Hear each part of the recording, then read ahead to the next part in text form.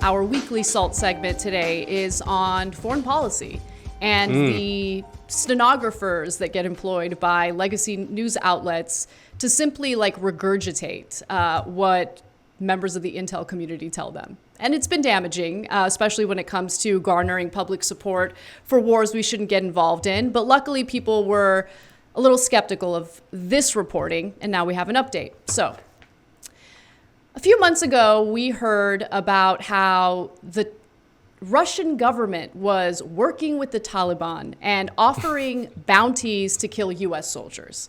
Now, anyone who did a critical reading of that New York Times article would understand that there was no evidence, that it was based on a few anonymous sources from the intelligence community, and that if you knew even a little bit about foreign policy, what's happening in the world, the Taliban does not need an incentive to go after U.S. troops when they consider the United States as an occupying force in Afghanistan, right? So it just seemed like a strange story. I didn't just trust it or take it at face value, but now we have some updates, okay? Turns out that some generals are speaking out and they're saying, no, we haven't seen any evidence of this. So as General Frank McKenzie says, and he is the chairman of the Joint Chiefs of Staff, it just has not been proved to a level of certainty that satisfies me. We continue to look for that evidence. I just haven't seen it yet, but it's not a closed case. So he's still, thinking maybe there's a possibility. Right. He also says, I found what they presented to me very concerning, very worrisome. I just couldn't see the final connection. So I sent my guys back and said, look, keep digging. So we have continued to dig and look because this involves potential threats to U.S. forces. But look, the point is, it's been months now. They've been investigating this and they can't find any evidence of it. To which, my main question is, what evidence did these intel sources provide to the New York Times that was so convincing that the New York Times decided to just simply regurgitate as stenographers what these intel sources were telling them? Of course, there wasn't any evidence provided, which for me, this is honestly more a critique of, the news sources that people have come to trust, who have trusted these news sources for decades. And, it goes to a point that you made earlier, Amber, about how the public at large just doesn't trust the press anymore, which is why it really does make this issue of fake news incredibly murky. In a world where nothing seems to make sense, why not believe the QAnon conspiracy theorists, right? I mean, I don't, but I understand maybe the reasoning behind someone who would be more trusting toward an online poster versus the New York Times or some other legacy media outlet.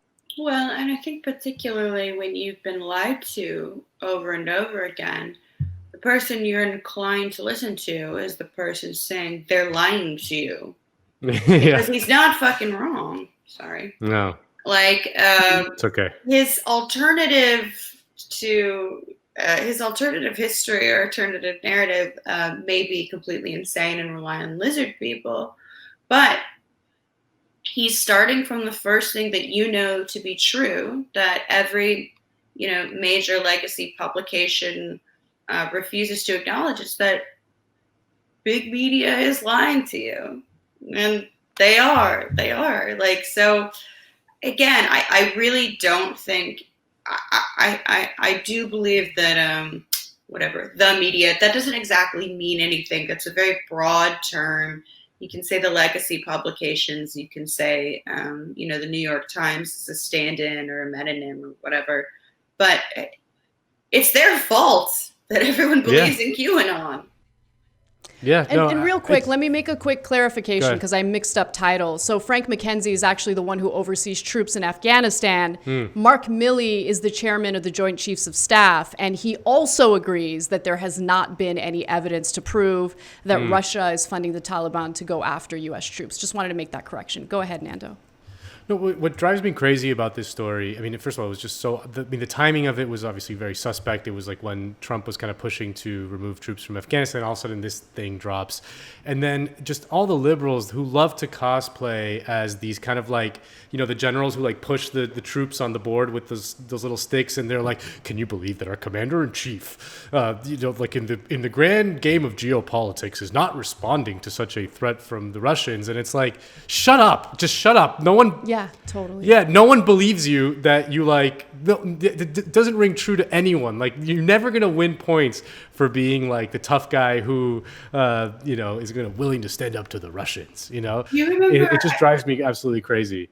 They tried this too pretty recently. Do you remember like the Norwegian tanker that got yes, right? Can you believe that the Iranians blew up? Yeah. They love to do like the Strait of Hormuz. They're clogging up the shipping lanes on the Strait of Hormuz. That's how God. It was a fascinating thing too, because it's like as if we care about Norway.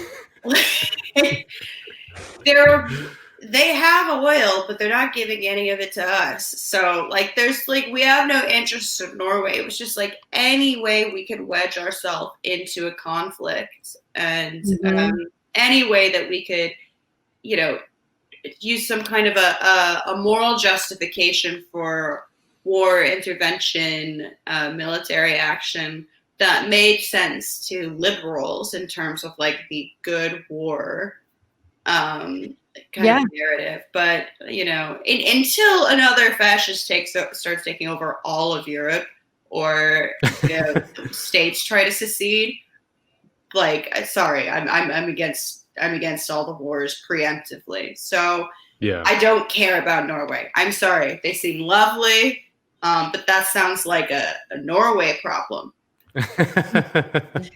Yeah. And also, I mean, look, I think that this has ramifications for foreign policy, certainly. But it's this electoral politics strategy that Democrats have been trying to employ, certainly in the Trump era, right? Where they want to find any and every way to attack him, as opposed to providing policies that actually would appeal to voters. It's like, oh no, we don't want to actually do something to improve people's lives. We just want to make the other guy look far worse than we are. So let's make him look weak. Let's basically try to goad him into starting a war with Russia over these unproven claims. I mean, I don't remember how many weeks, but this was like the top story on MSNBC. Why hasn't he held Russia accountable? Why hasn't he held Russia accountable? And it's like, what do you people want? What does that even mean? What does it mean? Hold accountable. Anytime anyone says hold someone accountable, it's either someone saying that someone made a bad tweet in 2007, or it's the president should bomb Iran. It's like, well, let's stop using euphemisms here, because I don't know what accountability that means. Nothing. Yeah, we're gonna sternly condemn them in the UN or something, and everyone's gonna be like, you know what? That's right. Those Russians, they did them. What do you mean? I mean, it's also because we have such a a global knot of an economy. The idea that our policies or our relationships with various countries are determined by some kind of kind of a standard of liberal democracy that we all hold everyone to, rather than trade and global finance. It's absurd. That's not even.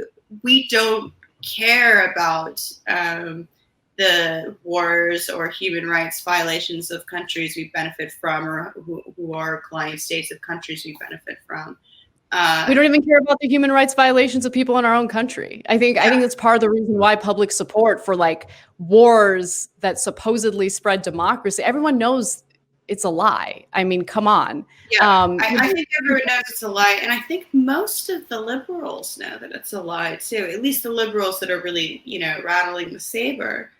So I'm not sure that they know that they're playing to an empty theater is the thing. Yeah.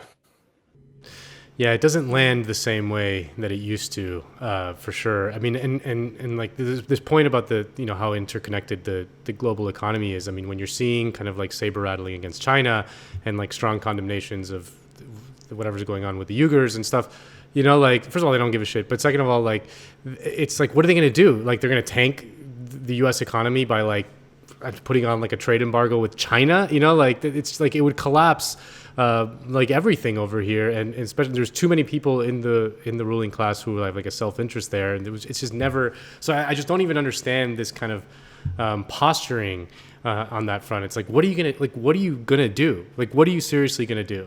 And the answer is nothing. Mm-hmm. Yeah. They make all the stuff. And we love stuff. You can't make stuff. We can't make a freaking mask. They're making it for us. What are we gonna do? Exactly. Yeah.